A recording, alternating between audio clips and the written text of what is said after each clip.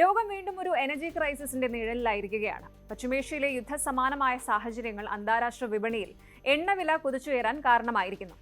ഇതിന്റെ ആഘാതം ഏറ്റവും കൂടുതൽ അനുഭവിക്കുന്നത് നമ്മുടെ അയൽരാജ്യമായ പാകിസ്ഥാനാണ്.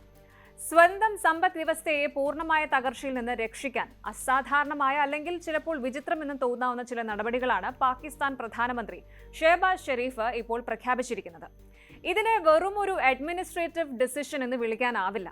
മറിച്ച് ഒരു രാജ്യം അതിജീവനത്തിനായി, അതായത് സർവൈവലിനായി നടത്തുന്ന അവസാനവട്ട പോരാട്ടമാണിത്.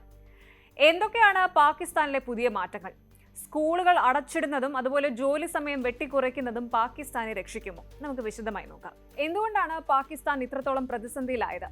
ഇതിന്റെ വേരുകൾ പശ്ചിമേഷ്യയിലെ അസ്ഥിരതയിൽ തന്നെയാണ്. ഇറാൻ ഇസ്രായേൽ തർക്കങ്ങളും അമേരിക്കയുടെ സൈനിക നീക്കങ്ങളും അന്താരാഷ്ട്ര ക്രൂഡ് ഓയിൽ വിപണിയെ വല്ലാതെ ഉലച്ചിട്ടുണ്ട്. പാകിസ്ഥാനെ സംബന്ധിച്ചിടത്തോളം അവരുടെ ഊർജ്ജ ആവശ്യങ്ങളുടെ ഭൂരിഭാഗവും ഇറക്കുമതിയെ ആശ്രയിച്ചാണ് ഇരിക്കുന്നത്. കയ്യിലാണെങ്കിൽ ഫോറിൻ എക്സ്ചേഞ്ച് റിസർവ് വളരെ കുറവാണ്. പണപ്പെരുപ്പം ആകാശം മുട്ടെ ഉയർന്നു നിൽക്കുന്നു. ഈ സാഹചര്യത്തിൽ എണ്ണവിലയിൽ ഉണ്ടാകുന്ന നേരിയ വർധനവ് പോലും പാകിസ്ഥാൻ ഖജനാവിന് താങ്ങാനാവില്ല. ചുരുക്കത്തിൽ പറഞ്ഞാൽ പെട്രോൾ വാങ്ങാൻ പണമില്ലാത്ത അവസ്ഥ ഒഴിവാക്കാൻ അവർക്ക് ഉപഭോഗം കുറച്ചേ മതിയാകും. ഇതിനുവേണ്ടിയാണ് പ്രധാനമന്ത്രി കടുത്ത നിലപാടുകളിലേക്ക് കടന്നത്. ഈ നിയന്ത്രണങ്ങൾ ഏറ്റവും കൂടുതൽ ബാധിച്ചിരിക്കുന്നത് വിദ്യാഭ്യാസ മേഖലയാണ്. മാർച്ച് 16 മുതൽ 2 ആഴ്ചത്തേക്ക് പാകിസ്ഥാനിലെ എല്ലാ സ്കൂളുകളും അടച്ചിടാൻ സർക്കാർ ഉത്തരവിട്ട് കഴിഞ്ഞു. ഇത് കേൾക്കുമ്പോൾ നമുക്ക് അത്ഭുതം തോന്നാം, പക്ഷേ ഇതിന് പിന്നിൽ കൃത്യമായൊരു കണക്കുണ്ട്. സ്കൂൾ ബസ്സുകളും വാനുകളും നിരത്തിൽ ഇറങ്ങുന്നത് ഒഴിവാക്കിയാൽ വലിയൊരളവ് ഇന്ധനം ലാഭിക്കാൻ കഴിയുമെന്ന് സർക്കാർ കണക്ക് കൂട്ടുന്നു. പക്ഷെ പഠനം നിർത്തുകയല്ല അവർ ചെയ്യുന്നത്. കോളേജുകളോടും യൂണിവേഴ്സിറ്റികളോടും ഉടനടി ഓൺലൈൻ ക്ലാസുകളിലേക്ക് മാറാൻ നിർദ്ദേശിച്ചു കഴിഞ്ഞു. കോവിഡ് കാലത്തെ അനുഭവം വെച്ച് ഡിജിറ്റൽ ലേണിംഗ് പ്രോത്സാഹിപ്പിക്കാനാണ് നീക്കം. എങ്കിലും പാകിസ്ഥാനിലെ ഗ്രാമീണ മേഖലകളിൽ ഇന്റർനെറ്റ് സൗകര്യങ്ങൾ കുറവായതുകൊണ്ട് ഇത് വിദ്യാർത്ഥികൾക്ക് വലിയൊരു വെല്ലുവിളിയാകുമെന്ന കാര്യത്തിൽ സംശയമില്ല. മറ്റൊരു ശ്രദ്ധേയമായ നീക്കം സർക്കാർ ഓഫീസുകളുടെ പ്രവർത്തനത്തിലാണ്. ലോകം മുഴുവൻ 5-6 ദിവസം ജോലി ചെയ്യുമ്പോൾ പാകിസ്ഥാൻ ഇനി ആഴ്ചയിൽ വെറും 4 ദിവസം മാത്രമേ പ്രവർത്തിക്കൂ. ഒരു 4-day വർക്ക് വീക്ക് സിസ്റ്റം അവർ നിർബന്ധമായും നടപ്പിലാക്കുകയാണ്. മാത്രമല്ല, പകുതിയോളം സർക്കാർ ജീവനക്കാരോട് വീട്ടിലിരുന്ന് ജോലി ചെയ്യാൻ നിർദ്ദേശിച്ചിട്ടുണ്ട്. ഇതിലൂടെ ഓഫീസുകളിലെ എയർ കണ്ടീഷനുകൾക്കും അതുപോലെ ലൈറ്റുകൾക്കും വേണ്ട വൈദ്യുതി ലാഭിക്കാം. ഒപ്പം യാത്രാ ഇന്ധനവും കുറയ്ക്കാം. എന്നാൽ ബാങ്കിംഗ് മേഖലയും മറ്റ് എമർജൻസി സർവീസുകളെയും ഇതിൽ നിന്ന് ഒഴിവാക്കിയിട്ടുണ്ട്. സാമ്പത്തിക ഇടപാടുകൾ തടസ്സപ്പെടാതിരിക്കാനാണ് ഈ ഒരു മുൻകരുതൽ. വികസിത രാജ്യങ്ങൾ പരീക്ഷണാടിസ്ഥാനത്തിൽ ചെയ്യുന്ന ഈ മാറ്റം പാകിസ്ഥാൻ ചെയ്യുന്നത് നിവൃത്തികേട് കൊണ്ടാണെന്ന് മാത്രം. ഇനി ജനങ്ങൾ മാത്രം വിട്ടുവീഴ്ച ചെയ്താൽ പോരല്ലോ. അതുകൊണ്ട് ഭരണകൂടവും മാതൃക കാട്ടാൻ തീരുമാനിച്ചു. സർക്കാർ ഉദ്യോഗസ്ഥർക്ക് നൽകി വരുന്ന ഇന്ധന അലവൻസ് ഒറ്റയടിക്ക് 50% വെട്ടിക്കുറച്ചത്. ആഡംബര യാത്രകൾ ഒഴിവാക്കി അത്യാവശ്യ കാര്യങ്ങൾക്ക് മാത്രം ഇന്ധനം ഉപയോഗിക്കുക എന്നതാണ് നയം. തങ്ങളുടെ ഓഫീസുകളുടെ റണ്ണിംഗ് കോസ്റ്റ് പകുതിയായി കുറയ്ക്കാനാണ് സർക്കാർ വകുപ്പുകൾക്ക് നൽകിയിരിക്കുന്ന നിർദ്ദേശം.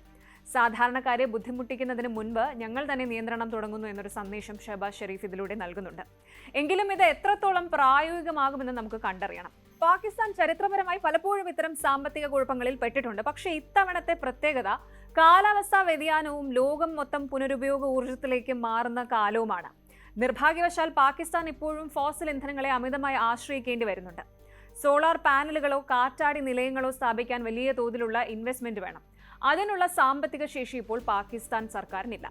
അതുകൊണ്ട് തന്നെ കയ്യിലുള്ള ഇന്ധനം എങ്ങനെയും പിശുക്കി ഉപയോഗിക്കുക എന്നല്ലാതെ മറ്റൊരു ഷോർട്ട് കട്ട് അവരുടെ മുന്നിലില്ല. ഇന്ധന നിയന്ത്രണം ഇപ്പോൾ അവിടെ വെറും ഒരു ഇക്കണോമിക് ഇഷ്യൂ അല്ല, മറിച്ചൊരു നാഷണൽ സെക്യൂരിറ്റി ഇഷ്യൂ ആയി മാറിയിരിക്കുകയാണ്. ഈ നടപടികൾ പാകിസ്ഥാൻ സമ്പദ് വ്യവസ്ഥയിൽ വലിയ ആഘാതങ്ങൾ സൃഷ്ടിക്കും. ഒരു വശത്ത് ഇന്ധന ഇറക്കുമതി കുറയ്ക്കുന്നത് വിദേശ നാണ്യം ലാഭിക്കാൻ സഹായിക്കും. പക്ഷെ മറുവശത്ത് പ്രവൃത്തി ദിവസങ്ങൾ കുറയ്ക്കുന്നത് ഉൽപാദനക്ഷമതയെ ബാധിക്കും. വ്യാവസായിക മേഖലയിലെ മാന്ദ്യം GDP താഴേക്ക് വലിക്കും. ചരക്ക് നീക്കം കുറയുന്നത് നിത്യോപയോഗ സാധനങ്ങളുടെ വിലക്കയറ്റത്തിന് കാരണമാകും. ട്രക്കുകളും ലോറികളും നിരത്തിലിറങ്ങാൻ ഇന്ധനമില്ലാത്ത സാഹചര്യം വന്നാൽ ഭക്ഷ്യസുരക്ഷ പോലും അപകടത്തിലാകും. ഇതൊരു വലിയ ചങ്ങല പോലെയാണ്, ഒരു ചെയിൻ റിയാക്ഷൻ പോലെയാണ്. ഒരിടത്ത് തുടങ്ങുന്ന തടസ്സം രാജ്യത്തെ മൊത്തം നിശ്ചലമാക്കാൻ കെൽപ്പുള്ളതാണ്. പാകിസ്ഥാന്റെ ഈ അവസ്ഥ മറ്റ് ഡെവലപ്പിംഗ് കൺട്രീസ്, വികസ്വര രാജ്യങ്ങൾക്കും ഒരു പാഠം തന്നെയാണ്. പെട്രോളിയം ഉൽപ്പന്നങ്ങളെ മാത്രം അമിതമായി ആശ്രയിച്ച് മുന്നോട്ട് പോകുന്നത് എത്രത്തോളം അപകടകരമാണ് എന്ന് ഈ സാഹചര്യം ഓർമ്മിപ്പിക്കുന്നു. ഊർജ്ജ സ്വയം പര്യാപ്തത കൈവരിക്കുക എന്നത് ഏതൊരു രാജ്യത്തിന്റെയും പരമപ്രധാനമായ ലക്ഷ്യമാകണം. ആഗോള രാഷ്ട്രീയത്തിലെ അസ്ഥിരത ഒരു സാധാരണക്കാരന്റെ ജീവിതത്തെ എങ്ങനെയൊക്കെ ബാധിക്കാം എന്നതിന്റെ നേർചിത്രമാണ് നമ്മൾ പാകിസ്ഥാനിൽ ശരിക്കും കാണുന്നത്. ഒരു രാജ്യത്തിന്റെ പ്രധാനമന്ത്രിക്ക് തന്റെ രാജ്യത്തെ സ്കൂളുകൾ അടച്ചിടേണ്ടി വരുന്നത് എത്രത്തോളം ദയനീയമായ അവസ്ഥയാണ് എന്ന് നമ്മൾ ചിന്തിക്കേണ്ടതുണ്ട്. ചുരുക്കത്തിൽ പറയുകയാണെങ്കിൽ പാകിസ്ഥാന്റെ ഈ നടപടികൾ വെറും ഒരു താൽക്കാലിക പ്രതിരോധം മാത്രമാണ്. പശ്ചിമേഷ്യയിലെ സംഘർഷങ്ങൾ എത്രത്തോളം നീണ്ടു നിൽക്കുന്നുവോ അത്രത്തോളം ഈ ദുരിതവും തുടരും. ദീർഘകാലാടിസ്ഥാനത്തിൽ പാകിസ്ഥാന് വലിയ നയപരമായ മാറ്റങ്ങൾ ആവശ്യമാണ്. ഇനി ഇവിടെ ഈ ഒരു നിമിഷം നമ്മൾ ഉൾക്കൊള്ളേണ്ട പാഠം ഇതാണ്: ഓരോ തുള്ളി ഇന്ധനവും കരുതലോടെ മാത്രം ഉപയോഗിക്കേണ്ടതുണ്ട്. ആഗോളതലത്തിൽ നടക്കുന്ന മാറ്റങ്ങൾ നമ്മുടെ വീട്ടുവാതിക്കൽ വരെ എത്താൻ അധിക സമയം വേണ്ടിവരില്ല. പാകിസ്ഥാൻ നടപ്പിലാക്കുന്ന ഈ നിയന്ത്രണങ്ങൾ ഭാവിയിൽ മറ്റു രാജ്യങ്ങൾക്കും മാതൃകയാക്കേണ്ടി വരുമോ എന്നത് പ്രസക്തമായൊരു ചോദ്യമായി ഇപ്പോൾ അവശേഷിക്കുകയാണ്. കൂടുതൽ വാർത്തകൾക്ക് News 18 Keralam YouTube channel subscribe ചെയ്യുക.